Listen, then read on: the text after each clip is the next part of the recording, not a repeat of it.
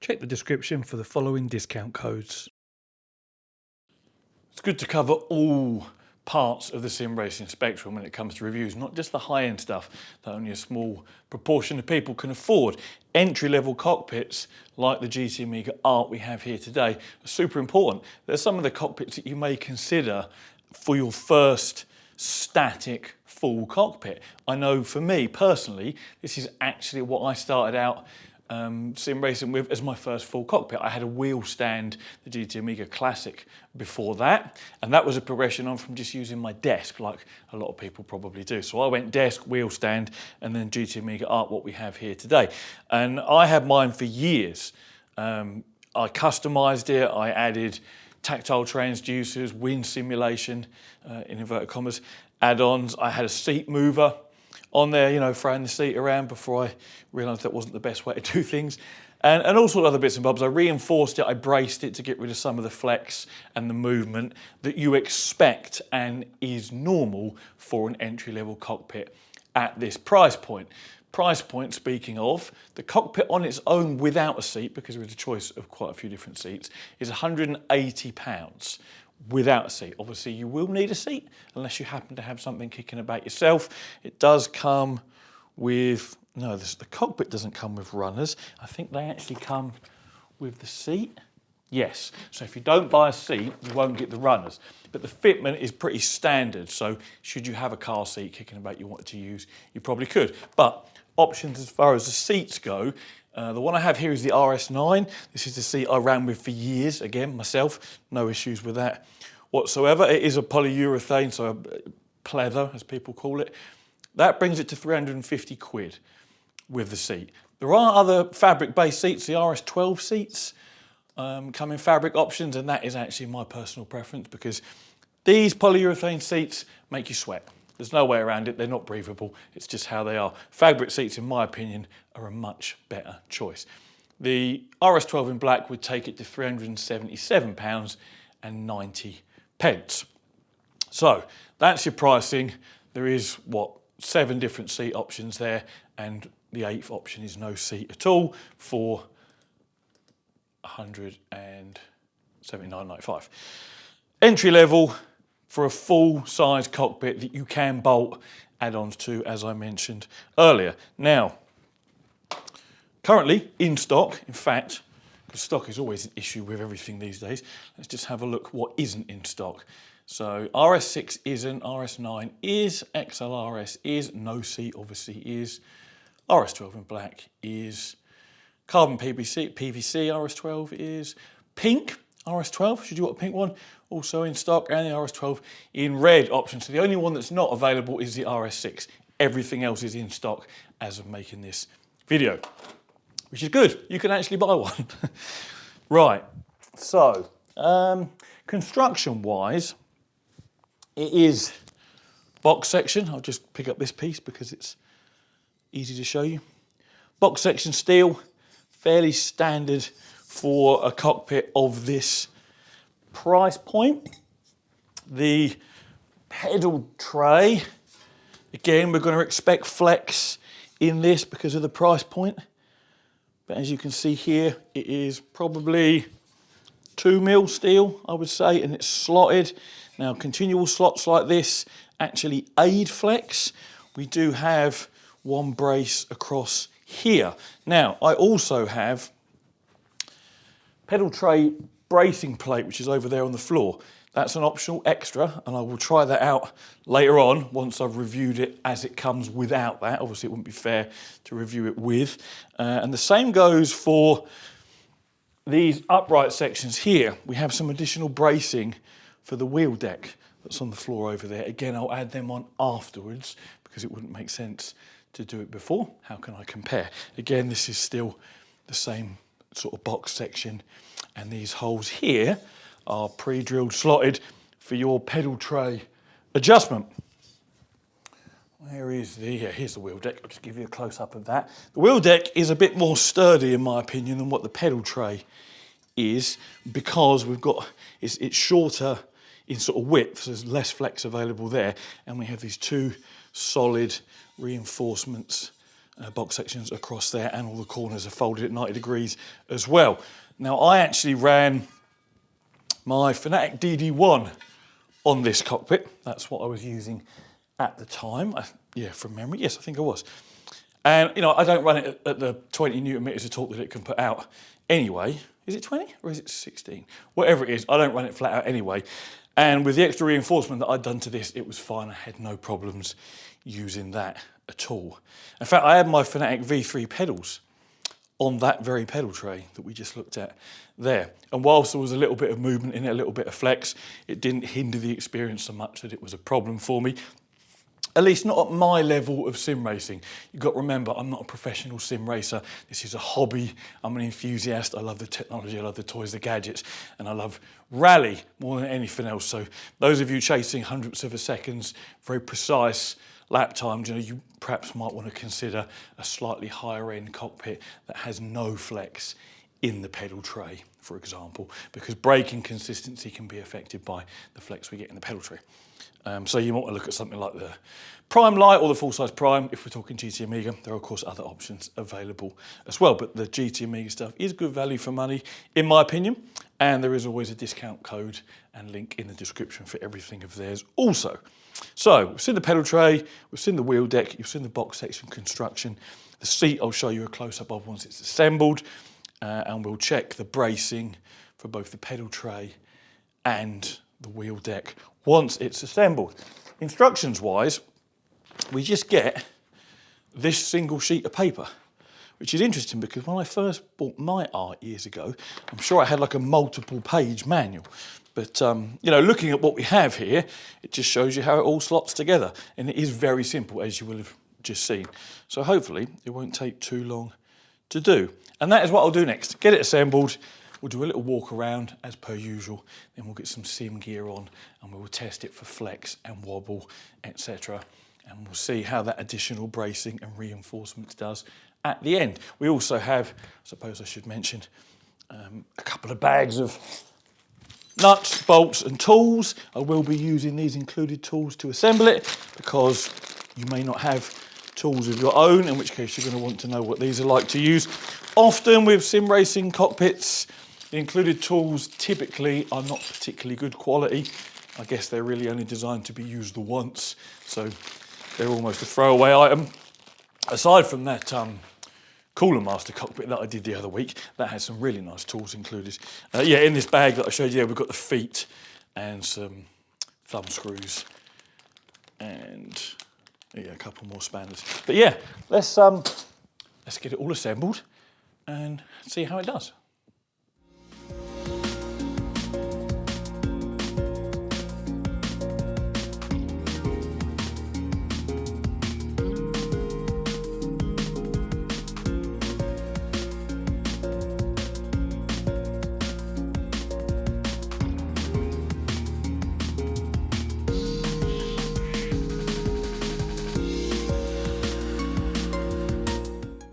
Fairly painless build, really. The instructions could be a little clearer. I think for people that perhaps haven't built cockpits before, they might struggle. I mean, it's illustrations and basically no text to accompany it. So a little bit of descriptive text would definitely be useful. But yeah, it all goes together well.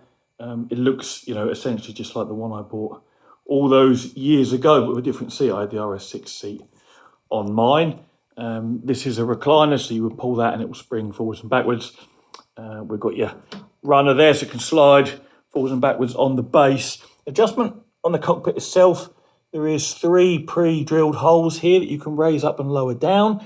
We've got slots along the bottom here, both sides, so the whole thing can move left to right, or more importantly, adjust for wider seats should you want to. A lot of these holes that everything bolts to are also slotted, so you've got little bits of adjustment in all directions there, which is really quite useful. Then the whole back half here that you see slots into the front using these bits of box section here, and it's held in place by 4 thumb screws, 2 either side. They give you a second pair of these, which are longer than the ones I've installed, should you be a long-legged mofo and really need to stretch it out to get the distance you need from the pedal tray and the wheel deck to where you're seated in your seat. So that's a nice touch. What's also a bonus is if you fit the optional casters to this, actually the feet here, I haven't fitted those because I'm on carpet. It makes it easier for me to slide it around for the review without the feet on because they'll just dig in. And these are the sort of cable tidies that come with it as well.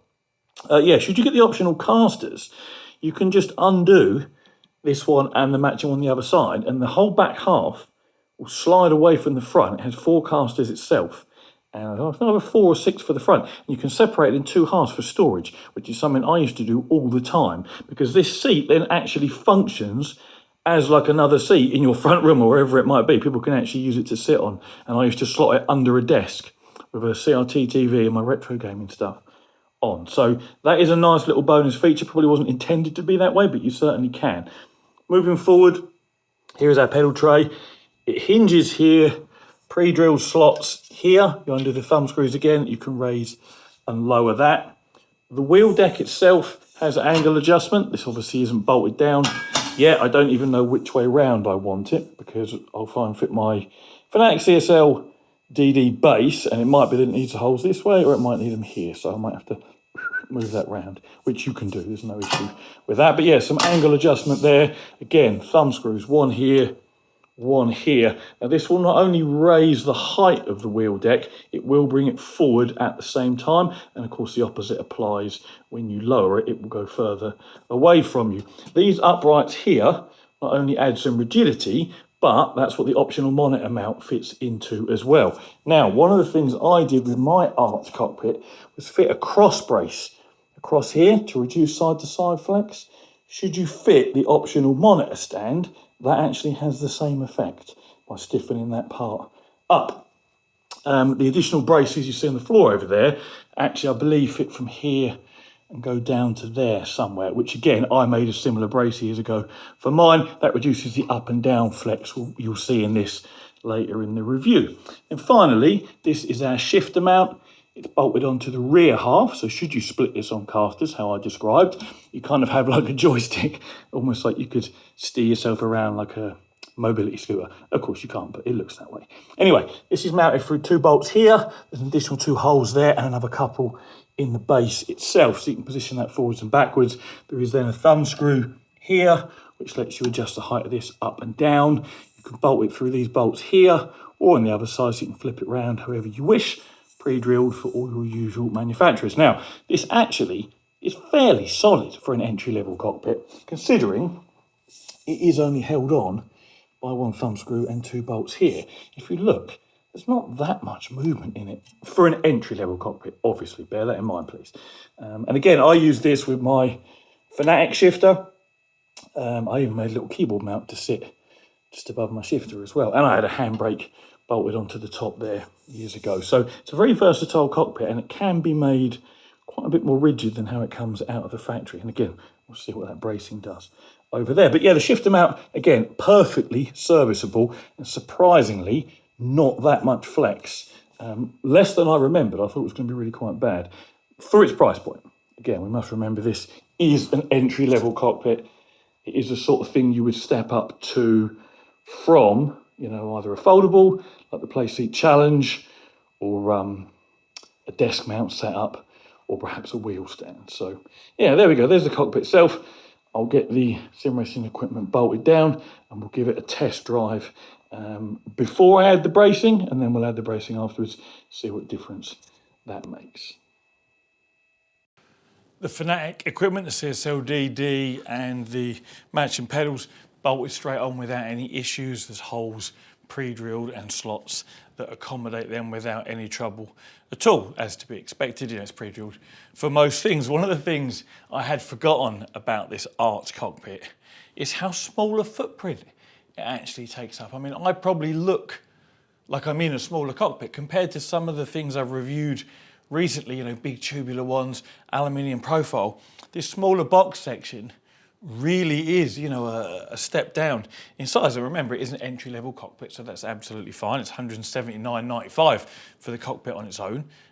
discount obviously in the description as well to make it even cheaper, but I'd forgotten just how small it is and how easy to move around the room it is, even without the casters, which I had when I owned one of these, and this was my primary rig. So for people that need something with a smaller footprint, this is actually a good shout. And as I mentioned before, it is very customizable. Being box section, it's almost as customizable as aluminium profile. You just need to use a drill rather than T-nuts. And as I mentioned before, I had tactile transducers, 4 of them. I had a handbrake mounted up here. I had fans mounted here. I did have some additional bracing, which we're going to do the factory option in a little while. But for now, let's do the typical flex and wobble test as it comes out of the box if you don't buy the additional bracing, and see how that looks. This is, of course, an artificial test. I'll put some driving footage up in a minute of what it's like in actual use. So yeah, there is, of course, side-to-side flex, much as we expect for an entry-level cockpit, and there is up and down flex as well. Now, what's interesting here, and you won't be able to see this at this camera angle, but it's not actually the wheel deck or these uprights that are flexing, it's actually where they fix down to the front of the cockpit. And the front of the cockpit itself, including the pedal tray, as I do this, is sinking into the carpet or lifting a tiny bit up from the carpet. And you'll see that when I demonstrate the pedal flex in a second. The same thing. So take a peek at this. Obviously the brake pedal is our heaviest pedal, so that's one we're going to be pressing. If you actually look from the seated position where I am, I'm not seeing much flex in the tray itself, but the whole end of the cockpit is just moving up and down into my carpet. If you watch the thumb screw here, that's probably an easy reference point. You can see that moving up and down. So that whole end of the cockpit is sinking into my carpet. Now this is not unexpected at all for me because I've owned one of these before, and when I put it on casters, this essentially stopped. Yeah, I remember at the time people asking me, do I get flex in the sort of cockpit itself or any lift in the middle join here? And because I had it on casters, the answer was always no. And I guess it's because it's spreading the load across only either 6 or 8 points of contact rather than across the entire footprint. Now, if you use the feet, you may find the same thing. I haven't used the feet because I wanted to be able to slide it around the carpet a bit easier and the feet would dig in.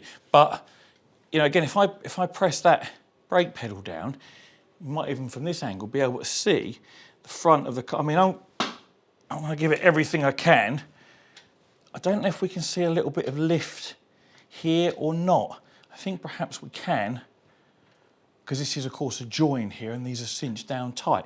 But when you use the casters and perhaps the feet, because they'll do exactly the same job as the casters will, which is to spread the load evenly across only 6 or 8 points of contact rather than across the whole thing, I never experienced any of that. I'm guessing it's because the forward feet are far enough forward whereby the load is distributed in such a way that it can't tip, so to speak. I don't know if I've explained that properly, but that's what I'm guessing anyway, because with the feet on or casters on, you don't get this. And so there's much less movement. But again, it's an entry-level cockpit. It's £179 without a seat, or £350, I think I said it was, £360 with a seat, depending on which one you want. So we do expect, side-to-side play here, up and down play here, again, which is the cockpit itself, rather than these flexing.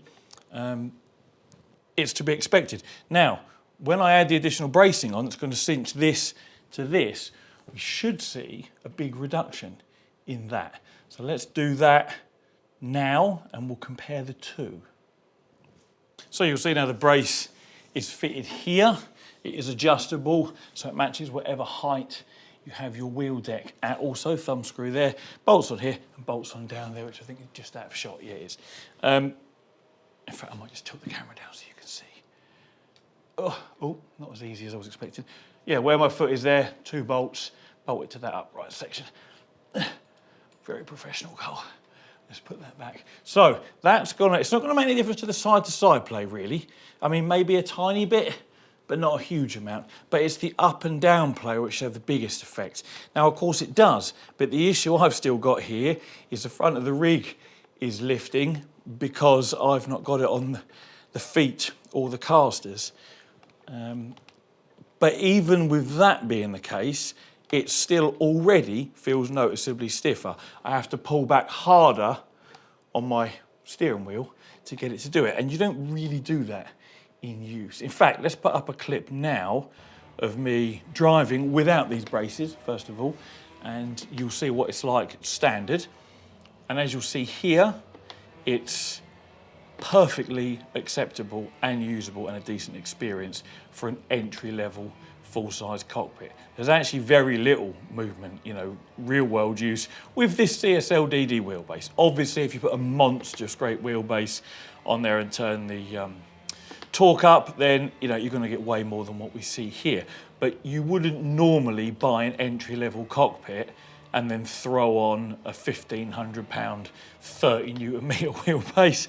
You know, you're choosing the wrong tool for the job there. Something like what we see here, the CSL-DD, which is a perfectly nice sort of entry DD wheelbase, is exactly what you might want to use on something like this. Although I did have my Fanatic DD1 on this once I'd done my own bracing as well. So now let's get some footage of me using it, or put some footage up of me using it with the bracing on. I don't think we're going to see a huge amount of difference because there's very little now. I think what you'll actually see in this clip is more of the cockpit flexing under braking than you do from the actual wheelbase and me steering itself. I mean, I obviously can't see the footage and I'm not really looking at the wheelbase or wheel deck whilst I'm racing, so I will probably see this for the first time in the footage as I edit it too. But what I can feel is basically nothing as far as flex and wobble goes, and that goes for with the bracing or without. Again, I think the difference between having caster wheels and the feet on versus it just being on my carpet. My carpet is a thick pile carpet. All the cockpits I review, I mean, I have carpet throughout my house, there's anything I can do about it, all sink in a little bit when I apply pressure, you know, at one end, i.e. pressing the brake pedal. So it is kind of a normal thing to see. But yeah, with or without the bracing, there is not that much flex in this cockpit for its price point. Again, we can't compare this to the GT Amiga Titan, the Prime Lite or the Prime. This is their baby option, their very first full-size cockpit that they do, lowest price point. And I still think, I can see now why I kept it for so long, because adding that little bit of bracing across here as well, or the monitor stand would do the same thing, slotting that in there, removes this sort of side-to-side play almost completely. In fact, it might have removed it completely, I can't quite remember now, it's been a while. And these braces here are essentially what I made myself, except I didn't bolt mine to there, I don't think. I think I bolted mine to here, which probably would be a better place. But still, these do make a difference. I can feel it. It's harder for me to push this backwards and pull it forwards to make the end of the cockpit twist. Now, the big plate that I've also got for reinforcing the wheel deck, which is this one here, it's probably, let's get back in the seat, it's probably 4 or 5 mil thick, and it is hefty. I'm not going to fit that because I'm not getting any visible flex in the pedal tray. All I'm seeing is the end of the cockpit move, so it isn't going to make any difference. But the way it works is it slots underneath the tray there, or potentially on top of, if it doesn't interfere with the way your pedals mount, and you would obviously bolt it down, and then, using the slots on there, and then you would use, you know, you would bolt your pedals either partly to this and partly to that, or where it needs to be. But it's this itself, this extra thick plate, that is going to add all the extra rigidity to the pedal tray. Now this can also be used on the Prime Lite pedal tray. Prime Lite pedal tray, which is the original full-size Prime pedal tray, didn't really have any flex anyway under sort of normal use. If you used a set of, say, Acertec Invicta pedals that were really, really hard, then you might get a little bit if you really, you know, push down on that pedal, if you run it that hard. So they do say this is compatible with that original Prime tray, not the current one that ships, because that's beefier. The original one that shipped is the same as the one on the Prime Lite now, and literally you just bolt this to it, and that obviously thickens it up by the thickness of this and gains you a load of rigidity. So you can't really grumble. If you need extra rigidity. I never did. I'm actually still running the original prime pedal tray on my main rig because I don't run a brake pedal that hard, so I don't get any flex, and so I wouldn't need this. I've got the upgraded prime pedal tray, I don't use it because I have no need to. But on something like this, if you've got the feet on or casters and it eliminates completely the sort of flex we see here where it's sinking into my carpet, which from memory I think it does, then you might want to add this if you're running a fairly hefty set of pedals. I mean, these CSL pedals, the load cell brake pedals, one of the original ones, which is a very stiff pedal. I don't run it at like the full 90 kilograms anyway, because I don't like to brake that hard. So it's very much personal preference as to whether you would need one of these or not. But it's available if you do, and it's simply a big plate that stiffens it up compared to what it's like without. But these braces here, again, they do make a difference. So if you're running something stronger than this, or if when you've seen the footage of me, using this without these, you think there's a little bit too much play for you, then you have got options there to use that as well. As I say, on my carpet, even with the feet installed, they're not particularly thick feet, and the diameter isn't very big either. In fact, I think I showed them to you earlier, but they're in a bag over there. So they would still have been squishing into my carpet. It wouldn't really have made any difference from a demonstration point of view. This is just something you deal with if you have carpeted floors of any real thickness. If you've got sort of office style carpet that's really hard wearing and rock solid, you're going to get nearer a solid floor experience. But for those of us with something that's fairly soft underfoot, you're going to get a bit of sinkage regardless. You do get more flex with this than you would aluminium profile cockpit. When I test the aluminium profile ones, whilst I can see the end of the cockpit just dipping a little bit, it's nowhere near as much as what this one is. But that is, of course, because the aluminium profile is way more rigid. But then it is way more expensive. It's to be expected. The experience we have here with this GT Amiga Art is exactly what I would expect for its price point for an entry-level cockpit, if not a little bit over and above, because I ran this for a good few years and I'm reminded now why I did, because it's pretty customizable. You can bolt things on because there's bolt holes everywhere. You can grab a drill and make plenty of holes in it, and because it is box section rather than tubular, doing stuff like that DIY style is much, much easier. You've got an integrated monitor, optional mount that can slot in there that also stiffens it up, and plenty of adjustment, angles, height, up and down on the seat, back and forward with the seat. As I say, if you run the casters, you can just pop these thumb screws, slide the back half off, and for storage, you've got two separate bits and just wheel them, put them into the corner of a room, which is something I used to do as well. So I think going into 2024, this still is a strong recommendation for an entry-level, full-size cockpit with a shifter mount that you can potentially bolt additional things to should you need to. So there will be a link in the description. In fact, there always is for GT Amiga, because I have a discount for everyone that wants to buy stuff from GTO. If this goes up before Christmas, have a good Christmas and a good New Year. And as always, take it easy.